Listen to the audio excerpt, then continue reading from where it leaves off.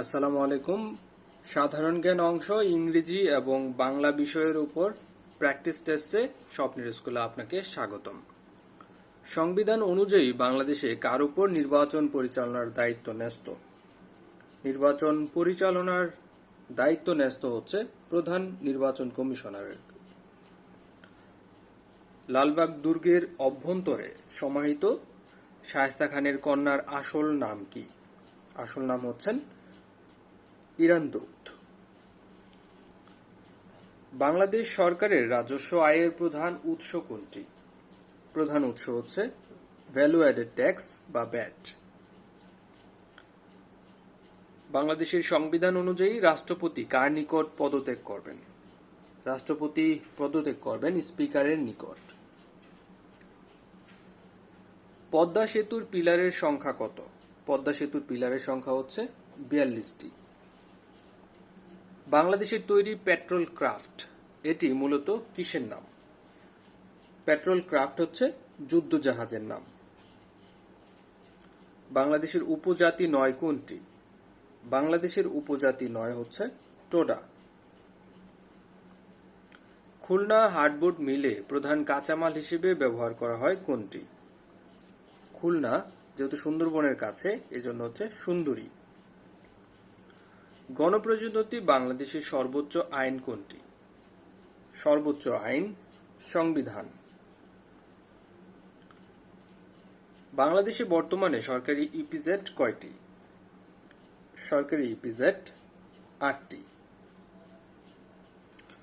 বাংলাদেশের সংবিধানের খসড়া গণপরিষদে গৃহীত হয় কবে? গণপরিষদে গৃহীত হয় 12ই অক্টোবর 1972 সালে। গণপ্রজাতন্ত্রী বাংলাদেশের মনোগ্রামে কয়টি তারকা চিহ্ন রয়েছে? তারকা চিহ্ন রয়েছে 4টি। বীরশ্রেষ্ঠ মতিউর রহমান যে বিমানটি নিয়ে পাকিস্তান থেকে বাংলাদেশে পালিয়ে আসতে গিয়ে শহীদ হয়েছিলেন সেই বিমানটির নাম হচ্ছে T-33। বিশ্বের বৃহত্তম গণতান্ত্রিক দেশ কোনটি? বিশ্বের বৃহত্তম গণতান্ত্রিক দেশ হচ্ছে ভারত। ইউরোপিয়ান ইউনিয়নের সেন্ট্রাল ব্যাংক কোথায় অবস্থিত? ইউরোপিয়ান ইউনিয়নের সেন্ট্রাল ব্যাংক অবস্থিত ফ্রাঙ্কফুর্টে। বিশ্ব পরিবেশ দিবস কোনটি? বিশ্ব পরিবেশ দিবস 5ই জুন। রংধনু সৃষ্টির বেলায় পানির কণাগুলো মূলত হচ্ছে প্রিজমের কাজ করে থাকে। কোন কম্পিউটার মেমোরি কখনো স্মৃতিভ্রষ্ট হয় না? স্মৃতিভ্রষ্ট হয় না রেড অনলি মেমোরি, যেটা শুধুমাত্র পড়া যায়, কোনো এডিট করা যায় না। রোম, যেটা স্থায়ী মেমোরি। দে স্পেন্ট, আচ্ছা এখানে মূলত বাংলাটা হবে হচ্ছে তারা কিছু সময় কাটিয়েছিল উইথ দ্য পেশেন্ট, মানে রোগীর সাথে কিছু সময় কাটিয়েছিল। তাহলে কিছু সময়ের ইংরেজি হচ্ছে সাম টাইম, আলাদা আলাদা কিন্তু সাম টাইম।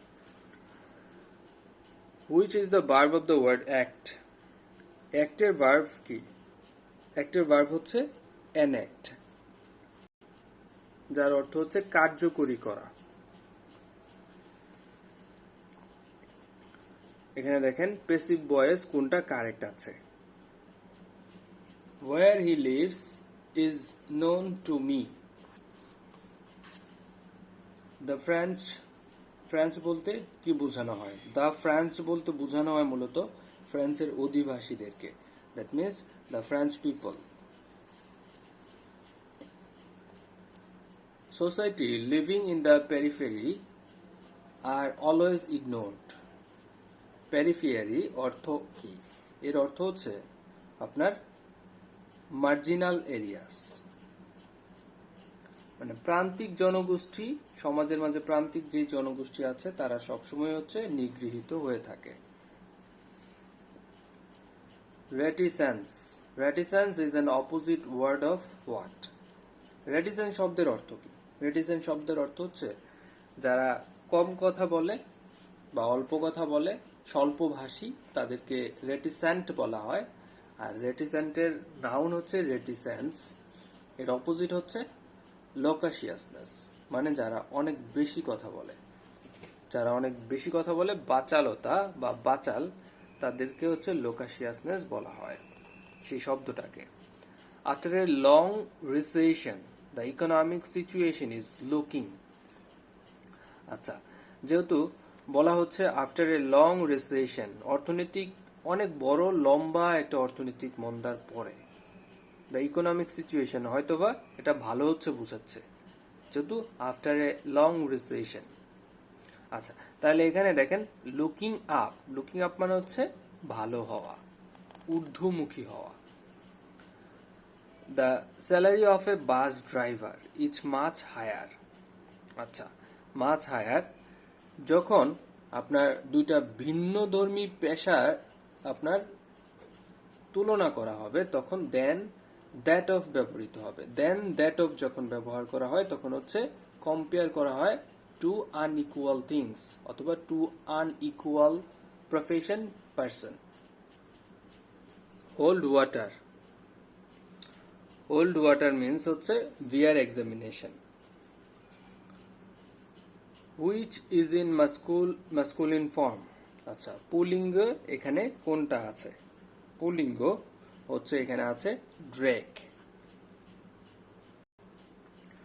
পরের প্রশ্নটি দেখেন যে ডেমনস্ট্রেটিভ প্রোনাউন কোনটি? ডেমনস্ট্রেটিভ প্রোনাউন এখানে হচ্ছে those.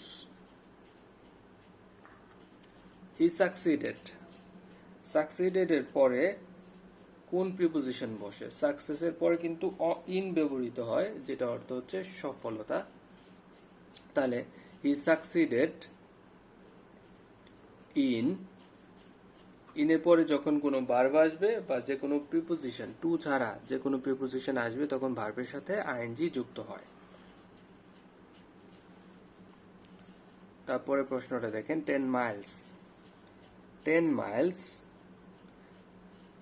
10 Miles is a long distance. এখানে কিন্তু মাইলসের সাথে এস যুক্ত আছে কিন্তু এটা কিন্তু সিঙ্গুলার ভার্ব আপনার ক্যারি করবে।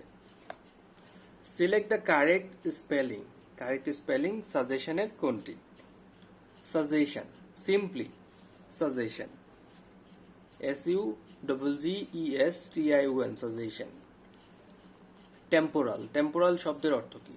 টেম্পোরাল শব্দের অর্থ হচ্ছে পার্থিব বা খুব স্বল্পকালীন সময়ের জন্য। পৃথিবীটাই আসলে খুব স্বল্পকালীন সময়ের জন্য, এজন্য টেম্পোরাল বলতে বোঝানো হয় যে ওয়ার্ল্ডলি, দ্যাট মিনস পার্থিব।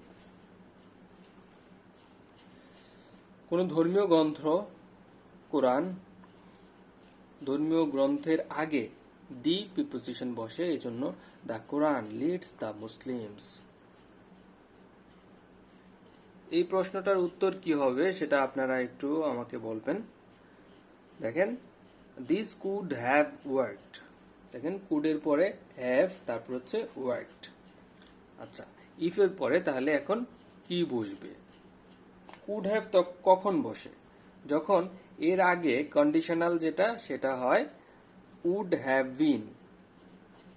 দেখেন this could have worked if I would have been more cautious. Third কন্ডিশনালটা এখানে ইউজ হচ্ছে। What is the number of, আচ্ছা ভার্ব অফ নাম্বার, নাম্বারের ভার্ব কোনটি? নাম্বারের ভার্ব হচ্ছে, অনেকেই জানেন যে নাম্বারের ভার্ব হচ্ছে নাম্বারি।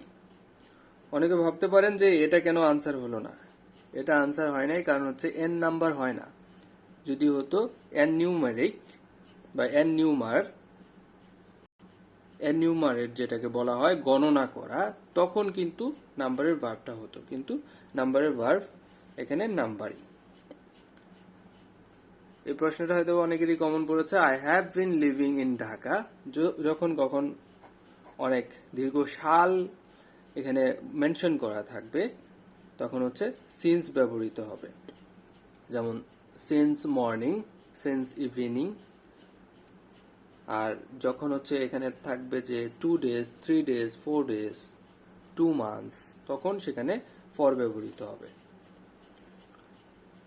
Choose the antonym of the word transitory. Transitory transitory শব্দের অর্থ হচ্ছে স্বল্পকালীন, ক্ষণস্থায়ী। তাহলে এর অ্যান্টোনিম হবে হচ্ছে আপনার পার্মানেন্ট, আর এর সিনোনিম হচ্ছে টেম্পোরারি, তারপর হচ্ছে শর্ট লিভড। শর্ট লিভ মানে হচ্ছে স্বল্পকালীন, ক্ষণস্থায়ী। টেম্পোরাল মানে হচ্ছে স্বল্পস্থায়ী বা ক্ষণস্থায়ী। কিন্তু ট্রান্সপারেন্ট শব্দের অর্থ কিন্তু স্বচ্ছ বা একদম ক্রিস্টাল ক্লিয়ার, স্বচ্ছ। তো ধন্যবাদ স্বপ্নের স্কুলের সাথে থাকার জন্য। পরবর্তী ভিডিওর জন্য অবশ্যই আমাদের সাথেই থাকুন। আসসালামু আলাইকুম।